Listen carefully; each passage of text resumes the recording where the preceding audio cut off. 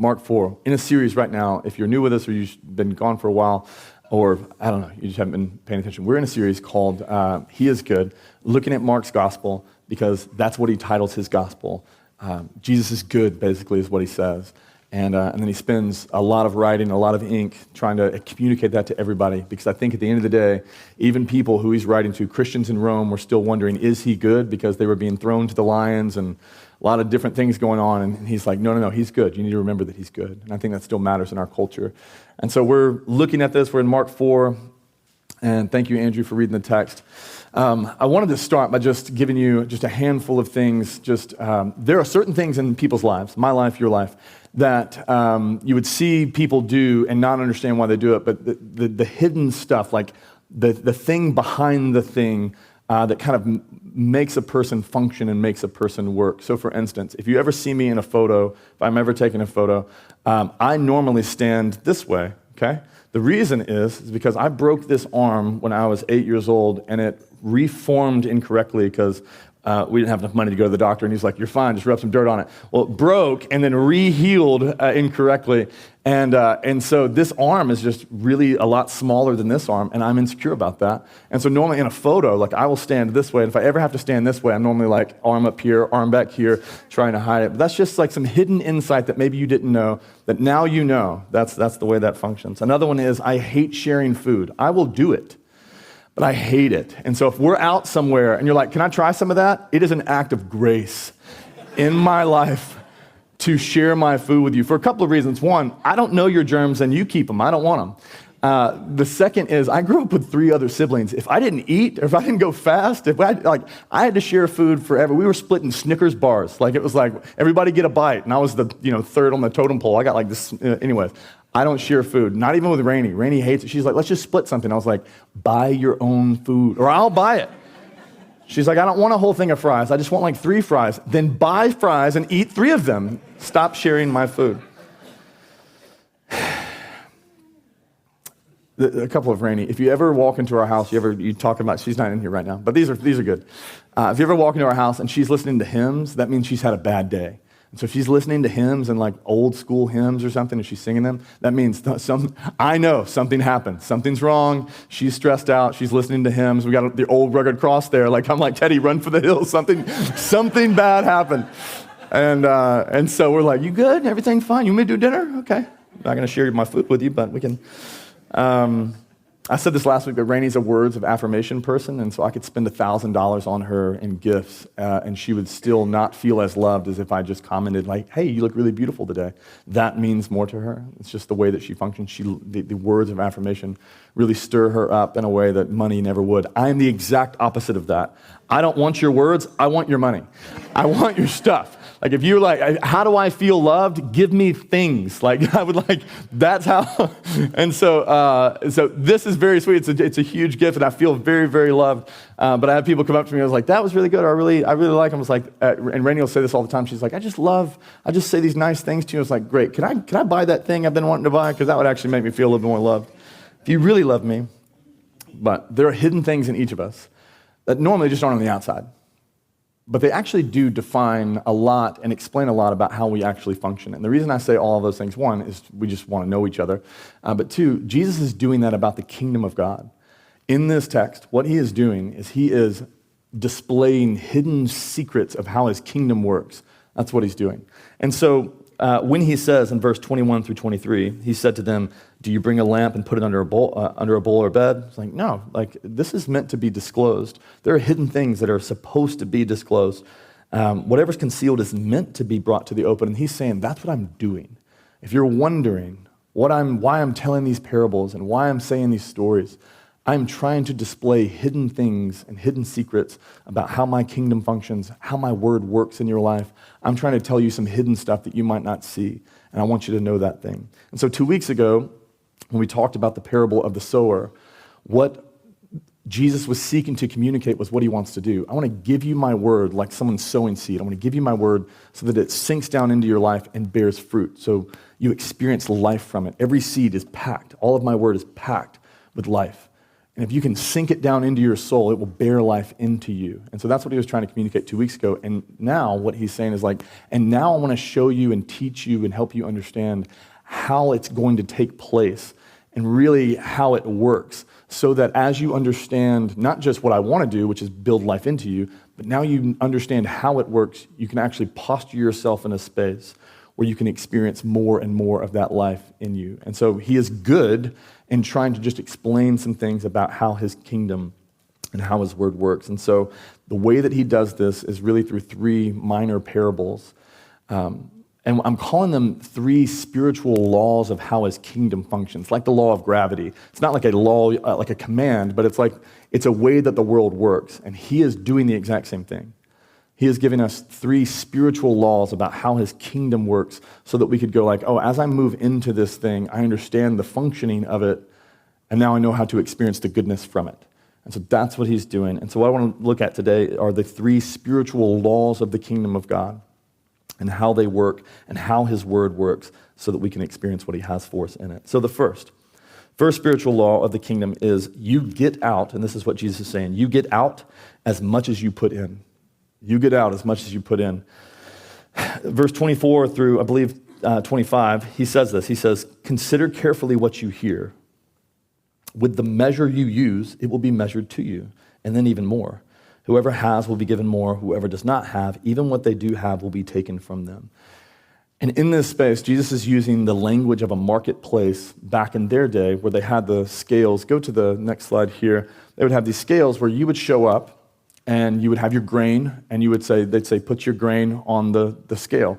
And you would lay your measure of grain on the scale. And then in order to make it even out, they would place money on it until it was like zzz, and it actually lined up, and it was like, okay, to what you measured, what you gave to this thing is what will be measured back to you.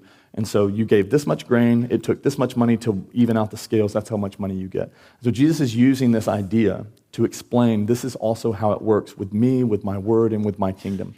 But the way that he's saying it is he's actually saying my word works, how you respond and what you do with what I say, how you hear it and then respond to it is the measure with which it will be measured back to you. And so in effect, Jesus is saying the effort we bring to his words and the effort with which we seek to wrestle them and practice them into our lives will determine how much we benefit from them.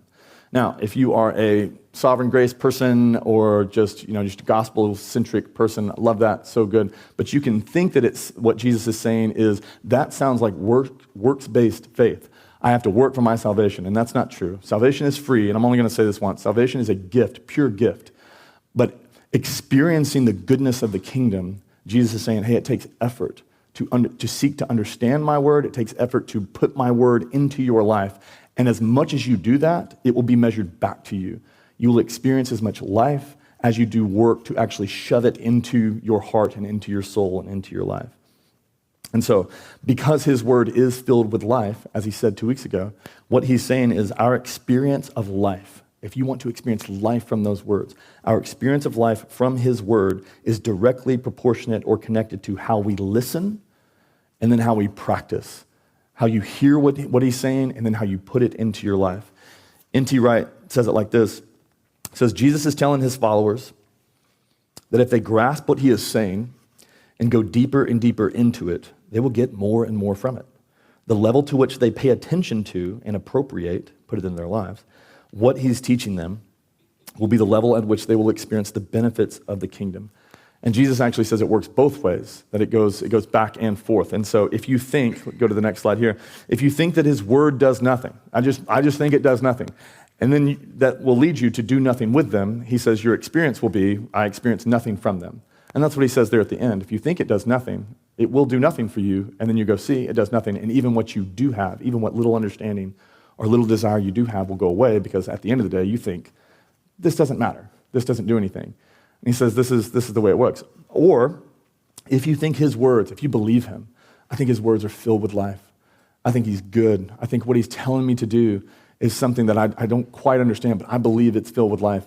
And then you put those words into your life by applying what he's saying. What he says is you will experience what he has for you in your life.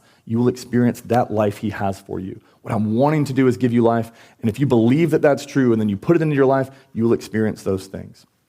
Now, to me, that is a beautiful, beautiful gift because he's saying, like, I'm teaching you how the kingdom works, and I'm teaching you how to experience life inside my kingdom. I want to give life. You're desperate for life and constantly looking for life, and I'm telling you how to find it. And so it's supposed to be this real beautiful thing that he's going, you're desperate for it, you're longing for it. Let me show you where it's at. I want to give it to you, and let me show you how to get it. And so it's supposed to be this really, really beautiful thing.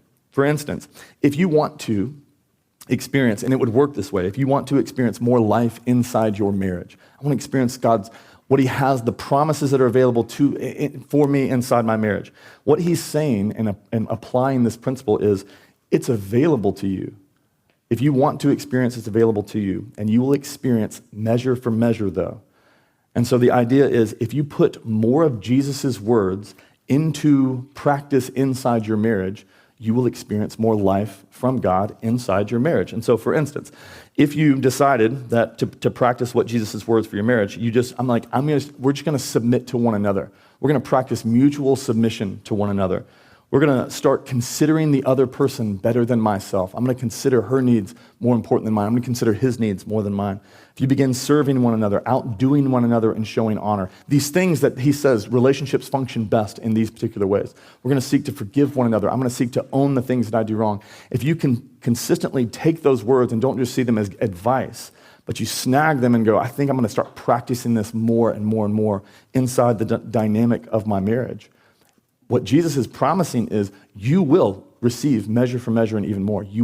My life will slowly, and my word will slowly spring to life in you inside your relationship, to where what you had as a relationship, as a marriage, turns into actually experiencing something far greater than what you could do on your own. And so it's supposed to be this really beautiful thing. It's like, where do you want to experience more life? Find his word, put it into your life. And so, again, if you want to experience victory over temptation and sin, Jesus would say, if you put more of my words to practice into your life by fleeing from sexual immorality, by confessing your sins one to another, by confessing your sins to me, and not just capitulating to them and going, this is just who I am, I'm just going to struggle with this the rest of my life, I guess, or this is just who I am.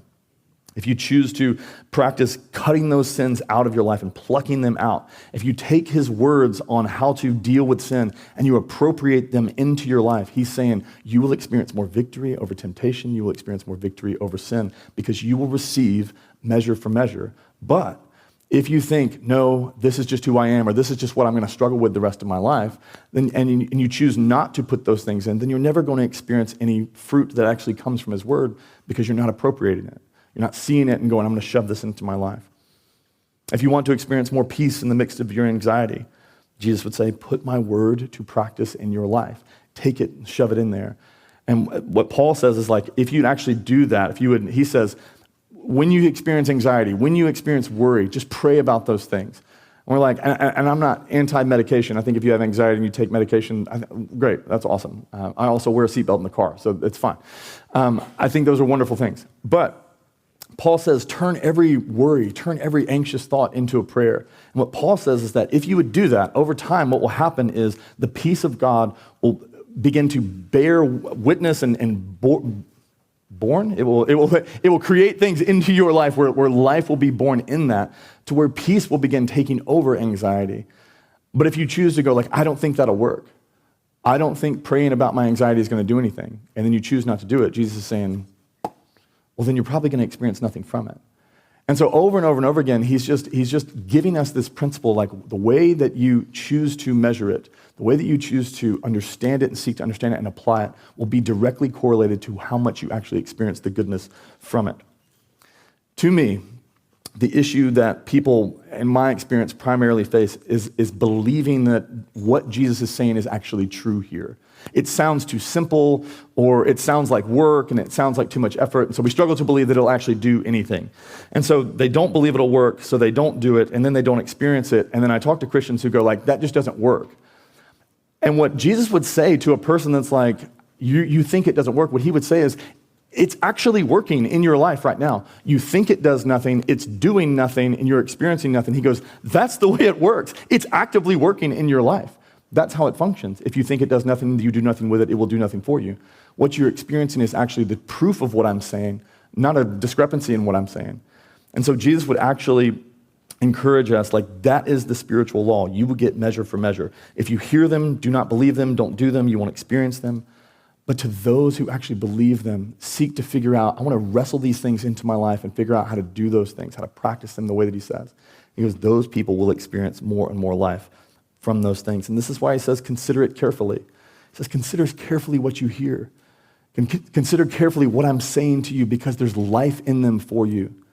And that consider carefully is the same word for beware. It's not like be afraid of them, but it's like go slowly, examine them. There's life in these things. And if you just slough them off and go like, I don't know, I heard what he said, but I don't really think it's that important. He goes, then you won't experience it being important in your life. You'll experience nothing from it. But if you will go slowly and look at it and believe, like he said his word in that space is filled with life. And if I can figure out how to understand it and shove it into my heart and put it into my life, then more spaces in my heart and in my life will experience more life. And that's why he's saying, consider carefully. You will get measure for measure. And so it leads to the question, where do you want to? It's supposed to lead to this question. Where do you want to begin seeing more life or God's life breaking into your life? Because what Jesus would say is like, it's available. It's all available to you. It's all these things. I have poured out my words on you. It's for you. It's in the scriptures. I've told you this is the way the kingdom works. And if you want to experience more, where do you want to experience more of his life breaking into yours? With your finances, with your marriage, with your relationships, with your sin struggles, with whatever, with your inability to forgive, or like your prayer life. You want to experience more and more of God working in the midst of your prayers. He would say, you will get what you put in. And so if you want to experience more life in your prayer life, pray more. Spend more time doing this thing, seeking me earnestly. You will experience not necessarily more and more prayers being answered, although I actually think that's true, but you will experience more and more life from this practice the more you put into it. And that's what he's saying. Consider carefully what you hear, because the more you seek to follow him, the more that you find. The more that you seek and search, the more that you will actually come up with and go like, oh, he was true. He was not lying. It's actually true. And so for us, where do you want to begin seeing more of God's life breaking into your life? And I would just examine what God says in his word about that particular space, and then wrestle, like Jacob in the Old Testament, wrestle those things into your life and into your soul. And the promise of Jesus is you will begin to see life in those ways. So where do you want to see that? And the promise is find it, appropriate it, and you will experience it, because you will receive measure for measure. That's the first spiritual law of the kingdom. That's how it functions. How we doing? We okay? That was a lot of explanation. I told Rainey, I was like, one of the things that's hard about explaining the parable is you have to explain the parable, and then you have to apply the parable. And it feels like I'm giving 2 sermons at every point. I'm doing like, here's what it means, and here's why it matters. And to do one without the other is like, thanks, I could have just read it and figured out what it meant. Or to just apply it, it's like, I still don't know what you're talking about. So I'm going to explain it and then seek to apply it. But the second spiritual law of the kingdom. And this is maybe my favorite one.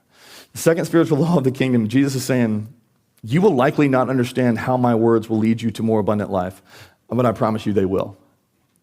And what I love about that is the acknowledgement like, hey, this isn't going to make any sense, but I promise you it'll do something for you. And this is basically what he says in this parable. He says, this is what the kingdom of God is like. This is the spiritual law, the way it works. A man scatters seed on the ground night and day, whether he sleeps or gets up. Seed sprouts and grows. He does not know how. I have no idea how that worked. All by itself, the soil produces grain, first the stalk, the head, and full the kernel, and the kernel of the head, and then he puts a sickle to it when harvest has come. What Jesus is doing is he's explaining this law by referencing a farmer back in the day and their understanding of how crops would work. Back in the day, they didn't know what photosynthesis was. Like they were like, they don't know. They don't have any idea how any of that works. They didn't have the science behind it. They had no idea. They didn't know any of those things. They didn't know the intricacies of how seeds develop inside, the nutrients that are needed. They didn't know any of that stuff. And so Jesus is referencing that. How does it work? He has no idea. He just has this simple faith that it does work. How does it work? I don't know, but it works. And so that's what he's saying. If someone would have asked this farmer and asked any of them back in the day, how does the water get into the seed and then generate into a plant? The farmer would say, I don't know. Well, but like, how does the sun use vitamin D to like get into the thing? And like, how does that? And the farmer would be like, yeah, I don't know. was like, well, but in the soil, like the nutrients, like it's got to be nutrient-rich soil, right? Like there's got to be something that does a thing, right? And it's like, I don't really know. And the person would be like, you're an idiot. What do you know? He goes, me plant seed grow. That's what I know. Like, that's it. Like, I don't know anything else other than the seeds grow when you put them in the ground. That's what I know. And so for us, this is what Jesus is wanting to get across. He is saying, I'm going to call you to follow me. I'm going to ask you to put my word to practice in your life, and it will lead you. It will lead you to the abundant life that I have for you. It will work. But here's the catch. It's going to sound a little crazy. And you're going to often wonder, how will it work? How will doing this thing lead me to experience more abundance, because I can't see from A to B how it's actually going to do anything in my life? And he's like, yeah, that's exactly the way that my kingdom will function. It will function that way. There will be many times that I ask you to do something that will lead you to life. And many times you will just sit there and be like, but I don't see how that's ever going to work. And he's saying, like the law of gravity, he's saying that this spiritual law works this way. What I ask you to do will lead you to more fullness and to more abundance, but many times it's not going to make any sense. And to me, the challenge that we face in any space, this isn't just Christians, I think it's everybody, we have a very hard time and we struggle to do things when we don't see how it's going to benefit us. And I think that's just normal. I don't know that this is going to work. This is why people give up on diets after not experiencing any kind of change in less than a week. It's like, are we sure this is going to work? I don't see a lot of change. I was talking to somebody the other day. Let me make sure they're not in this room before I share this story. I have so many meetings. I'm not going to tell that story. I don't know that they're here. But that idea happens where it's like, I don't see how it's going to benefit me. It's hard to press into that thing. And so just as an example, what will praying about this situation in our lives, what will that actually do? Now, if you can tell me 6 months down the road, it will be different. If I pray for 6 months, then it will work. If you tell me that, I will have a lot easier time doing the thing because I'll know how it's going to work. But if you tell me that prayer works and I'm supposed to pray over this thing, but I can't see how it's going to do it or how long it's going to take, that is more difficult. That is much more difficult. What good can really come from reading my Bible? Larry told me for 20 years, read your Bible. Like, what good can really come from doing that? Like, honestly, it's just words on a page, and I hate reading, and there's so many words. I turn every page. There's words on every page, and sometimes they're double columned, and they're so small, and like, what is that actually going to do? How is that actually going to benefit me? And it's like, it will benefit you. It will lead you to life. How? What will it do? What will it change? What will it really do? How will loving my enemies lead me to greater abundance in my life? Honestly, they hate me. I hate them. It's going pretty well. That's fine. How is loving them going to make me feel any different? How is it going to lead me to abundance? What can actually happen by sharing the gospel? What is that actually going to do? How is he actually going to work all things to good? How is he going to work this thing to good? I'll believe it if I can see how it's going to work. How is my divorce going to be worked for good in my life? How is this person's death going to be worked for good somehow in my life? I'll believe it. It's just difficult for me to actually see and follow him in the midst of it. How can I possibly continue thinking he's good when I don't see how it's going to work out? What will turning the other cheek do? What will it really do for me to be generous and sacrificial? How will he really care for me? Like, what does it mean that he's going to open the floodgates of heaven and pour out blessing on me? Like, honestly, I think if I just keep the $100, I'll probably be able to bless myself. I know how that works. I don't understand the floodgate idea. Like, what does that look like? And so there's all these things that he's saying. He's like, most of life with me, Jesus is saying, most of life with me will be you saying, I really don't understand how this is going to work, and him going, I totally get it, empathize completely. Just trust me, it'll work. But I don't understand. I know, but I promise you it'll work. And so what Jesus is calling us to do in this space is to walk in faith, and that is what faith looks like. And this is what the ancients, it says, the writer of Hebrews says that this is what the ancients were commended for. They just believed, and they moved forward, and they followed God, even when they were like, where are we going? He's like, well, I'm not going to tell you yet. And it's like, but like how? And they're like, yeah, we're not going to, like, but you're going to follow me? Yeah, I mean, I'll keep going. I don't know how this is going to work. And he's like, yeah, I haven't really told you how it's going to work. But they were commended for taking these steps of faith. And this is what Jesus is calling us into. His kingdom functions and moves forward by people who choose to follow him by faith. Hebrews 11:1 says this. He says, now faith is the assurance of things hoped for, if you're wondering what faith is. hoped for, to me, in our English, is just a bad translation because we say hope like, I hope that happens, and I hope that happens, and if that's what faith is, that doesn't really make any sense. And so the reference to hope is actually to what's been promised. And so a better translation would be this one: faith is the assurance of what's been promised, okay? And so this is what Jesus is calling us into. I promise you it's going to work. I promise you that I actually have more life for you than you can ever find on your own. And I'm going to call you to do things to enter into that life, and I promise you're going to find it. But there's going to be the gap in between where you're not experiencing any of those promises taking place, but you're walking forward anyways with the assurance that he who promised is faithful, that I'm going to experience those things. And that's what he's calling us into, and that's how he says his kingdom actually functions. Faith is the assurance of what's been promised, and to walk by faith is doing the stuff, following him anyways, even when it doesn't make sense, but you're assured, but he who promised is faithful. It will work. I just don't know how it's going to work. And faith is taking those steps, consistently moving forward. And for us, Jesus is saying, there is a fullness of life that I'm trying to give you. There's a fullness of life that's available to you. It just comes about by moving past what you can understand on your own and in your own mind. I have abundance for you, but it's on the other side of your understanding. And the idea is, I have unimaginable things you can't fathom abundance for you. And so it actually makes sense to, if he has things that don't make sense to I have so much abundance for you, it doesn't make sense in your life. It makes sense that the way to get to that thing also might not make sense, and the journey wouldn't make sense either. If he's leading us to a place that we can't comprehend, it makes sense that the way there also is something that's incomprehensible every now and then. And that's what he's saying. There's this life that's available to us. It's just moving past our own understanding in order to find it. Larry Hahn and I had lunch this week, which was awesome. And we were talking about just this idea of like the difficulty of following Jesus into the unknown. And he was reading this devotional by Paul David Tripp, and he sent it to me for me to read, and I was like, man, it's spot on to because he talks about this. He says this, I just picked up a quote out of it, but he says, God created you to be a rational human being. Rational is what we like. And God created you to be a rational human being. He designed you to think. That is not a bad thing in itself. In fact, it's a very good thing. But, and then this is it, he goes, but you must face this. Biblical faith will take you beyond your ability to reason. Like, there's just no other way. Like, there's just this space in Jesus' kingdom, in Jesus' world, where he's like, I have so much for you. Will you follow me in this? Will you let me lead you into these spaces that you don't understand? And if we choose to only follow Jesus when we understand, you will stop following him. Because he's saying, my kingdom actually moves forward with people who are willing to go forward even when it doesn't make sense.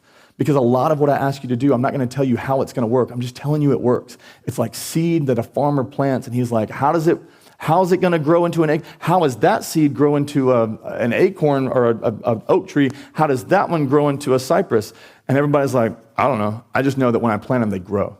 And he's going, my word works the same way. How's it going to work? You won't know that. But just trust me that it works. Every single time it'll work. And so he's calling us to consistently, if you're going to walk into his kingdom and experience what he has for you, he's like, oftentimes you will go, I don't know that I can do this because I don't know how it's going to work. And he's going, I know, but follow me anyways. I experienced this when I was a kid, just came to faith. I guess I was in college. I experienced this with tithing. And I'm about to talk about tithing. As a pastor, actually, before I was a pastor, I could talk about tithing, and no one ever thought I was asking them for money. Become a pastor, talk about tithing, and people are like, he just wants our money. Look, I'm just telling a story. I don't want your money. Today. No. But this was my experience with tithing as a kid. I started going to this church, and they were talking about tithing, and I was like, whenever I get enough money, like as a college student, whenever I start making money, I'll tithe. I'll do that thing.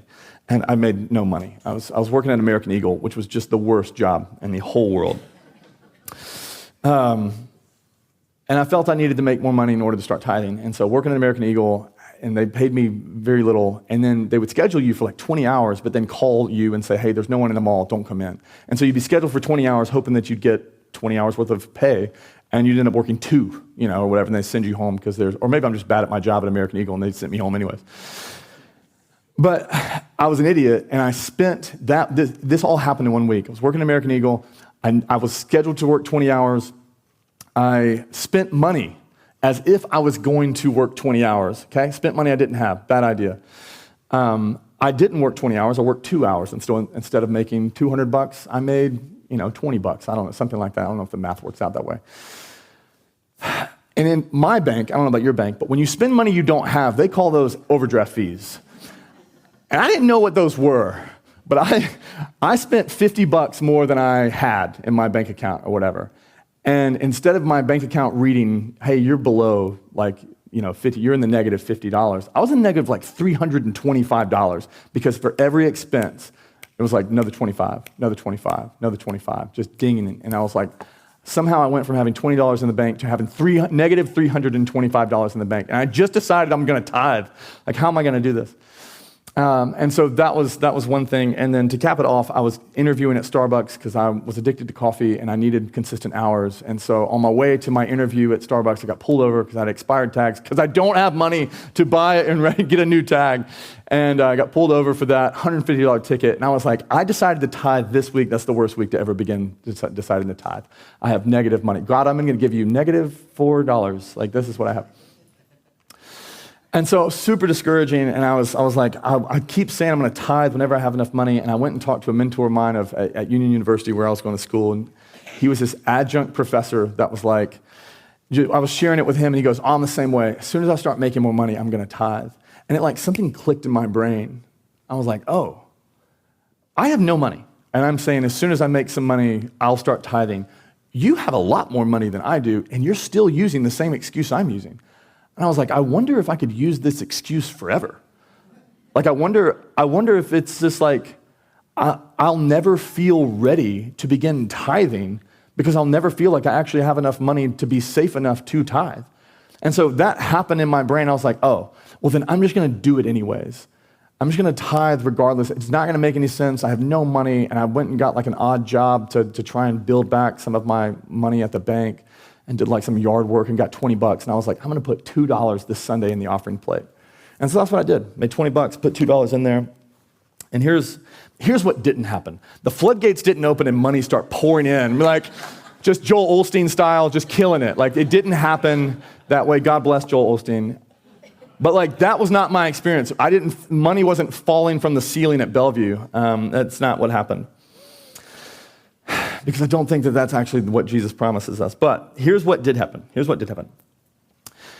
That did that, $2. Here's what did happen. One, someone gave me some advice to go talk to the bank, and this is a true story. Someone gave me advice to just go talk to the bank and tell them the mistake that you made and just see if they'll remove some of the charges. Maybe they will. I went there, they removed every single charge except one. So I had to pay, instead of $325, I had to pay $25, which felt a lot better.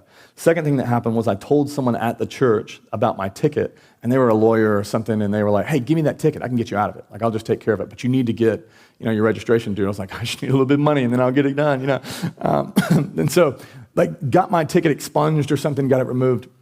And then the next thing that happened was I got the job at Starbucks with consistent hours where I was able to work 20 hours a week, and I was making minimum wage plus tips. And so my experience wasn't more money, but my experience was he is faithful to care for the people that choose to step out in faith and to do a thing. And it wasn't like, now I'm just rolling in dough. It wasn't that, but it was like, but I did watch him do things in my life to get me back to a space. And it solidified for me tithing. Like, if I have $100, I'm gonna give 10. If I have 50, I'm gonna give 5. I've watched him be faithful in this thing, and I didn't know how he was gonna do it. And I think Jesus is just saying, he's like, that is how my kingdom functions. And it's a better way to live, me caring for you versus you trying to care for yourself.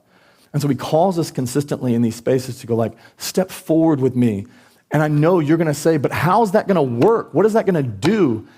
And he's like, I know that you feel that way, but I promise you it's gonna be better than what you think. And so consistently, that's what he's saying. His kingdom functions by that law. It doesn't make sense all the time, and many times it won't, but it will work, and that's what he's doing. And so it leads us to the question, where are you struggling to be obedient because you don't know how it could possibly work out? Or is he telling you hey, we've been doing this for a minute. You've been following you for a long time, but you still struggle to let this thing go. You still struggle to be obedient in this way. And I know that you struggle. It makes sense. You struggle because you don't see how it's going to work. He's like, I know. I told you it would work that way. But that is the space where you will experience my provision for you. That is what I'm calling you into, to walk by faith, not by what you can see, but to walk by faith into these things. And I promise you, I will lead you into something that's far greater, but it takes you moving past your own understanding. All right, the last one, and I got to go fast on this one. The third spiritual law of the kingdom. It will look small and insignificant, but it's not. His word, his way, his kingdom, his way of life, it will look like, how in the world? That is so small. How will that possibly do anything? It's small and insignificant, but it's not. And that's what he says. He says it's like a mustard seed. Mustard seed is the smallest of the seeds of the earth, yet when it's planted, it grows and becomes the largest of all the garden plants. And what he's referencing is, he's like, you guys know how this works. Y'all have seen really small things that look like they do nothing. Y'all have seen that little small thing become this giant thing. He's like, I'm just telling you that's how it works for me. I'm gonna ask you to do things, and my words, you're gonna be like, how in the world is that? That's so small. What would that do? And he's like, I have packaged just incredible amounts of life in my word. These tiny little seeds, I've just packaged them so tight, and they're filled with abundance. And it's beyond what you can possibly imagine. If you will put it into your life and not see it as insignificant, if you will put it into your life, you will actually experience those things. So the second law makes us wonder, how will this work? This law makes us wonder, what could this teeny tiny thing possibly do? What could prayer do? Like, what is, Lord, like, what is that actually, like, I need to be doing stuff. This seems small. And he's like, but that changes things. And I know it looks small, and I know it looks like nothing. Like, what is my, $2 out of my 20, what does my $2 tithe do? And it's like, I know it looks small, but it has great advancements in you, and it will do great things in you. Jesus is saying this is the way it's going to work. Skye Jethani says this, that in the church, we've fallen into the conventional thinking that a big mission demands big tactics, but we forget that in the economy of God's kingdom, big does not beget big. It's precisely the opposite. The overwhelming message of Jesus' life teachings is that small begets big. Consider God's plan to redeem creation. It's a big thing. It's achieved through him coming as a baby to a small town and a poor family, small. Jesus feeds thousands on a hillside, big, but just a few fish and loaves, small. Christ seeks to make disciples of all the nations, big, but he starts with just a handful of fishermen. Even Goliath, big, is defeated by David with a few stones, small. All of this serves to affirm the counterintuitive nature of God's kingdom. And so he's just letting us understand and to know, like, there will be things that people will miss, and you will miss things with me at times because it'll just look so small. But I'm telling you, some of these things that you see that I'm asking you to do, that you go like, what would it actually, I did this as a kid, I was like, what will it actually serve me? What will Jesus do? Like, what will following him do? What will surrendering to him? Like, certainly I'm better at running my life than he is. Like, I don't even see him. What could he possibly do? And now he has radically transformed my life, and I wouldn't go back for $1 million. I would die for him. I would absolutely deny him. I can't. There's no way. Polycarp was one of these early church fathers, and they were burning him at the stake. And he was like, deny him. He was like, I have served him 80 and 6 years. How could I deny him? He has served me 80 and 6 years. No, like, I couldn't deny him if I wanted. I couldn't deny him in as much as I could deny that you don't exist. He is real to me, and his life is real in mine. And I think there's a space where it's like, it looks so small. These things that he called, what will forgiving them do for me? What will believing him do for me? It's a teeny tiny, what would it possibly do? It's like, it will grow into a thing that you cannot imagine because he packages his power and these things and these small stuff that other people miss, but let's not miss it because he wants to do something in our lives. This is why I want this church to pray more and more and more and more and more, because to me, this will always forever look like nothing. We can pray with our eyes closed, hands clasped. We can pray whatever. It doesn't matter. You can pray on the toilet. It does not matter. How could that possibly do anything? And he loves to take these small things that look like nothing and change incredible amounts of things because he likes to work through small things in order to do big things, because in that space, he gets all the glory because everybody is like, this can't do anything. And then something happens and he's like, yeah, that's what I do. That's me. This is played out. Let me read this quote. We're running long, but I love this quote. Jeremiah Lanphier says this about Scripture, about prayer. Prayer is small, but look, he says, but in the Scriptures, Prayer divided seas. It rolled up flowing rivers. It made flinty rocks gush into fountains. It quenched flames of fire, muzzled lions, disarmed vipers and poison. It marshaled the elements against the wicked. It stopped the course of the moon, arrested the rapid sun in its great race. It burst open iron gates, recalled souls from eternity, conquered the strongest devils, and commanded legions of angels down from heaven. Prayer has bridled the raging passions of man and routed vast armies of proud, blustering enemies. Prayer has brought one man up from the sea and carried another in a chariot of fire into heaven. What has prayer not done? Sister, brother, do you pray? Like, it's this small thing, but if you look at prayer in the scriptures, it's like, there's nothing that's not done. It has accomplished everything. And so there's just one example of this thing that's like, it's small, but it's huge. It looks like it does nothing, but it does everything. And Jesus' life testifies to this. His whole life actually proves this point, that this is actually true. In the scriptures, he was from the seed of Abraham, like a mustard seed. From the seed of Abraham, all the nations would be blessed. That was what was promised. And then Jesus is born, the small seed of Abraham. He lived in this small, obscure town in this small life and only had this small mustard-like seed of 3 years of ministry. But then that seed was crucified and it was planted into a garden tomb. And then on the third day, it sprung to life. And now it's become the greatest of all seeds and it's the greatest of all trees because he's been exalted into the heavens, the King of Kings and Lord of Lords. And now everybody can actually take shelter and refuge and salvation in his shade. He is a literal living example that this is actually possible. Why are we still 2,000 years ago? Why are we still talking about some random Middle Eastern Jewish carpenter? It doesn't make sense, except the mustard seed who died and then rose again actually does generate this thing where it's like the world has shifted and changed from 3 years of ministry. And so it's just proving this point. He is calling you into things that might seem small, but they will do huge stuff for you. And so if you need the faith to act, I would just encourage you, what small act of obedience is Jesus calling you into that you're putting off or dismissing because you think that couldn't possibly make a difference? There's no way that it will make a difference. What will my prayers for Memphis do? This city's going to hell. What could this church do in Memphis? He loves to do huge things through small things. And so for us, that's the way the kingdom works consistently. And so I'll send this out, but go to the last slide here.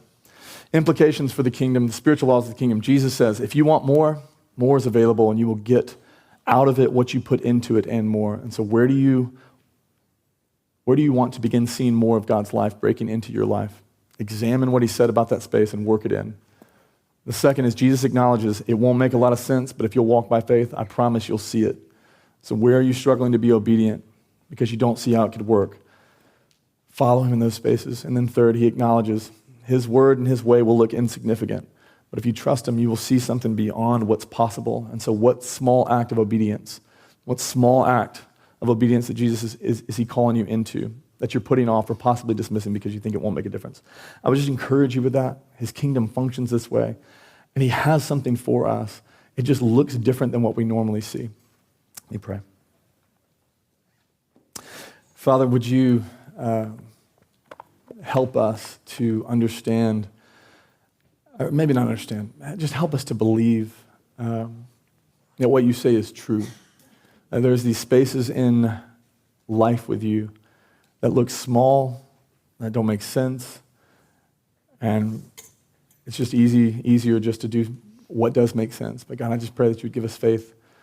You set in our hearts things that you want us to practice, things you want us to do, to put into our lives, because what you actually want for us is for us to experience more of what's available. You came to give us abundance. You came to give us fullness of life. So God, I pray that you help us to have faith to follow you towards it. In Jesus' name, amen. I'm going to take communion. Again, Jesus, this is a small act that seems to not do a ton of stuff, but it is this one small act that helps us experience and remember what Jesus has accomplished for us and what's available to us. So if you helped set up communion, please come and grab the elements there. I should encourage you to take some time. Consider those questions. What is he calling you into? Where is he calling you to be obedient to him? Where is he calling you to follow him? And I should encourage you to take steps towards that. And let this just be a reminder. What does he do through small things? Like, what will his death accomplish? Like, his death was the victory over sin, Satan, death, and hell. That's a small act of death. Like, certainly conquering by an army would be better. He's like, yeah, I do the opposite through small things. I do huge things through that. And so let this be a reminder to you about what's available to you. But come and take communion as you feel led.